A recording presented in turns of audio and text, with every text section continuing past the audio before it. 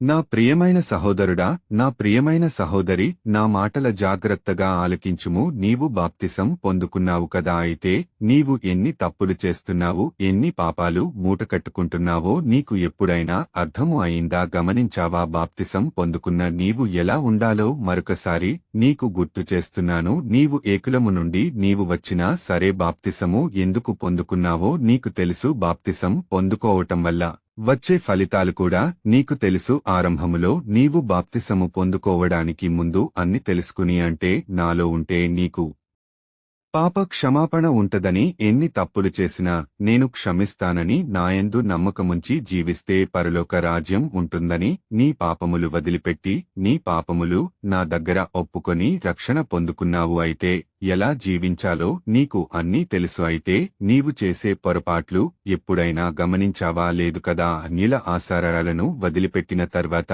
నీవు అన్యులు ఆచారాలను నీవు చేయకూడదు కదా. అయితే ఇల్లు కట్టుకుంటే ముహూర్తాలు పెట్టించుకుంటావు. నీ కుటుంబంలో నీకు పిల్లలు పుడితే పుట్టినప్పుడు ముహూర్తాలు చూపించుకుంటావు, అన్యుల పేర్లు పెడతావు.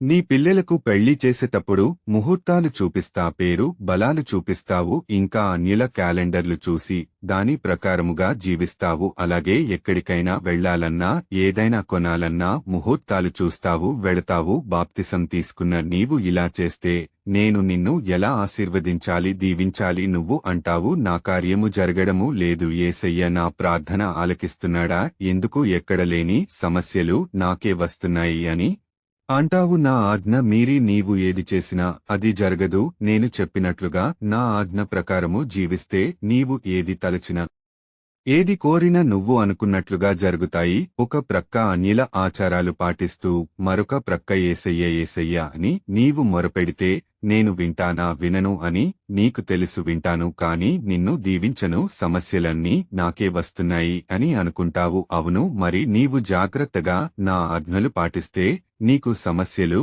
రావు. ఆశీర్వాదము, ఆనందము, శాంతి, సమాధానములు నీకు కలుగుతాయి. ఇప్పటికైనా పర్వాలేదు, కాని ఇక నుండి అయినా నా మాటలు విన్నాక నీవు అన్యుల ఆచారాలను ఆచరించకుండా నేను పంపిన యాజకులు ప్రజలకి నాకు మధ్యవర్తులైన దైవజనులు చెప్పిన బోధలను ఆలకించి నీవు జీవిస్తే చాలు. నీవు ఏది అడిగితే అది నేను ఇస్తాను, దీవిస్తాను. ఆమెన్.